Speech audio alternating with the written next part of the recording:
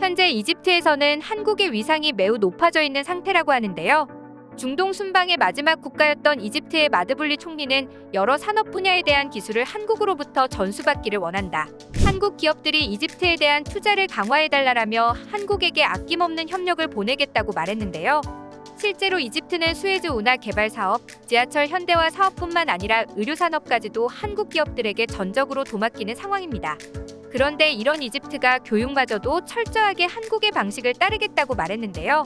이집트의 언론인 데일리뉴스에서는 이집트 정부가 과학과 기술 분야에 이르기까지 한국과 함께 다양한 협력을 강화하기로 했다라고 말했습니다. 심지어 이는 말뿐만이 아니었는데요. 이집트의 명문대학교인 베니수에프 대학교에서는 한국산업에너지기술대학을 설립할 정도로 한국의 노하우를 전수받기 위해 적극적으로 나서고 있습니다. 그런데 이를 탐탁치 않게 바라보고 있는 국가가 있었는데요. 역시나 일본이었습니다. 일본은 한국을 두고 자기네들 발목을 잡는다며 불만을 터뜨리는 상황이라는데요. 무슨 일인지 한번 알아보시죠. 이집트는 중동, 유럽, 아프리카를 연결하는 지리적 요충지일 뿐 아니라 견실한 제조업 기반을 가진 나라입니다. 미중 갈등, 미러 갈등 등 여러 가지 혼란스러운 국제 정세 속에서 다른 나라들과 협력을 늘려나가는 것은 매우 중요한 상황이 되었는데요. 그 중에서도 이집트에 한국 기업이 많이 입점하면 다른 국가에도 자연스레 평판이 올라가기 때문에 경제 교류를 늘리려고 했죠. 일본은 한국보다 발빠르게 이집트와 우호적인 관계를 맺기도 했는데요. 몇 가지 사건들로 인해 이집트가 일본을 서서히 손절하기 시작하고 한국을 환영하고 있습니다. 그 시작은 수에즈 운하에서 일어났는데요. 어느 날 수에즈 운하에서 에버기브노가 좌초해 수십여 척의 운송 선박들이 일주일 동안 대기해야 했고 수로 중간을 가로로 떡하니 막아버리는 바람에 운하가 양방향으로 통제돼버리고 말았습니다. 역사상 둘도 없을 최대 규모의 운하 봉쇄 사태에 이 기간 중 이집트의 통행료 손실만 해도 수백억이었을 것이라 하는데요.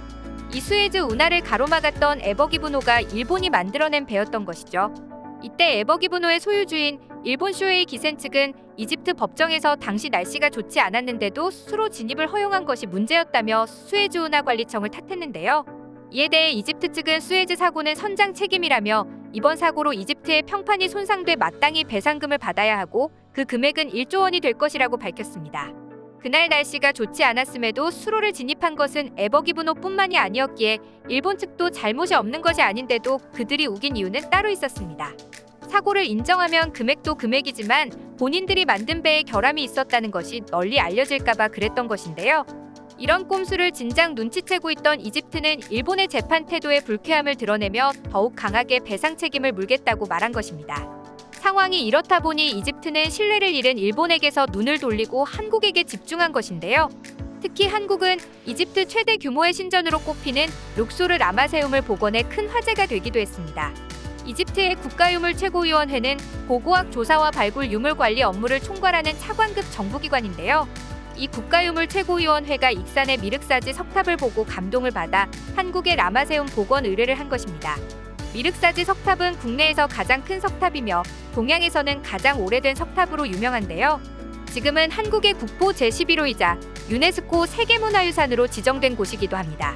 높이는 14.5m 혹은 12.5m로 규모도 규모이지만 제일 놀라운 것은 복원 기술이었는데요. 1910년 일제강점기 시절 일본 때문에 미륵사지 석탑은 반파되어 6층만 남아있던 상태였습니다. 그렇다 보니 1915년에 벼락을 맞아 무너져 내리고 말았는데요. 이에 대해 일본은 보수공사 명목으로 185톤의 콘크리트를 그냥 들이붓고 말았습니다. 문화재의 원형을 전혀 고려하지 않은 채 콘크리트를 덕지덕지 발라놓아 복원은커녕 오히려 더욱 훼손시켜버리고 말았는데요. 그뿐만 아니라 콘크리트의 탄산칼슘 성분이 백화현상과 풍화작용을 촉진한다는 약점도 있기에 1999년 국립문화재연구소는 수리하기로 마음을 먹습니다. 국립문화재연구소는 2001년부터 2010년까지 석탑의 해체 작업을 진행하며 정밀 실측, 3D 스캐닝 등 최첨단 과학기술을 활용해 석탑의 건립연대, 사용한 재료 등을 철저하게 고증하기로 한 것인데요. 한국의 문화재 발굴, 복원 실력은 외국의 기술 전수를 할 정도로 세계 최고 수준이었지만 20년이라는 시간을 거쳐 거의 원형 그대로를 복원하려 노력했습니다. 이런 과정을 본 이집트가 유적의 복구를 한국에게 맡기기로 한 것인데요. 이집트의 유물에 대한 원형 그대로를 디지털로 기록하고 데이터베이스 및 플랫폼을 구축하는 디지털화 사업을 함께 진행하기로 한 것입니다. 문화재를 대하는 태도로 보나 디지털 수준으로 보나 한국이 복원 사업을 맡게 된 것은 당연한 일일 텐데 일본은 이에 대해 화를 내고 있으니 어이가 없는데요. 이들은 한국의 이집트와 피라미드에 관련한 내용을 집중 보도하며 시기 질투하는 모습을 보여주기도 했습니다. 하지만 한국은 이집트 카이로에 일본이 장악하고 있던 지하철까지 진출시키기 시작했는데요. 한국의 카이로 지하철 3호선 전동차는 동쪽과 서쪽을 연결하는 아타바부터 카이로 국제공항 구간에서 운행되고 있습니다. 운행 속도는 시속 80으로 편성당 약 1,740명이 탑승할 수 있다고 하는데요. 카이로의 메트로 3호선 전동열차 공급 수주는 향후 카이로 메트로의 다른 노선 수주에도 큰 영향을 미칠 것이기 때문에 매우 의미 있는 일이었습니다. 특히 3호선 사업 수주는 한국의 철도 기술력이 해외에서 인정받았다는 것을 뜻하기도 하죠. 그런데 이를 두고도 일본은 또 한국이 자신들 것을 뺏었다는 주장을 펼치고 있는데요. 일본이 길을 닦아 놓으면 한국이 가로채간다는 것입니다. 현대로템이 카이로 전동차 프로젝트를 수주할 당시 이집트 전동차 시장은 일본 업체가 장악하고 있긴 했습니다. 하지만 이집트의 전동차는 사막과 뜨거운 기온 속에서 달려야 하기 때문에 내구성이나 각종 품질 평가가 굉장히 중요한데요. 현대로템은 우수한 기술력으로 이집트 전동차 심사에서 종합 1위를 차지하며 180대 수주를 따낸 것입니다. 이런 결과가 나온 것은 일본산 열차가 문제가 많기 때문인데요. 이집트도 이집트였지만 일본의 열차는 미국에서도 크게 사고를 치기도 했습니다. 작년 10월 12일 미국 버지니아주에서 지하철 탈선 사고가 발생했는데 그 열차가 일본산인 것이 밝혀져 많은 사람들의 공분을 샀는데요. 한번 일어나는 것도 굉장히 큰 사고라고 볼 수 있는데 이날에만 탈선 사고가 무려 2번이나 일어났습니다. 2번의 사고 후 이 지하철은 다시 복귀되었지만 충격적이게도 사고는 그치지 않았는데요. 세 번째 사고까지 나면서 결국 미국 워싱턴 메트로폴리탄 교통국은 사고 원인을 자세히 조사했고 다음과 같은 충격적인 결과를 발표했습니다. 해당 열차는 가와사키 중공업이 제작한 7000 시리즈 열차이며 열차 바퀴 조립에 심각한 결함을 발견했다. 다행히 사상자는 발생하지 않았지만 만약 이대로 일본산 열차를 방치한다면 대참사가 일어날 것이라 판단한 미국은 다시 한번 가와사키 중공업이 제작한 열차에 대해 고강도의 안전검사를 실시했습니다. 그런데 너무나도 어이없는 결과가 나오고 말았는데요.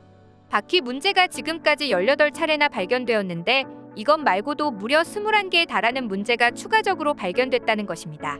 결국 미국 교통안전위원회는 이 열차를 운행 정지시키고 말았죠.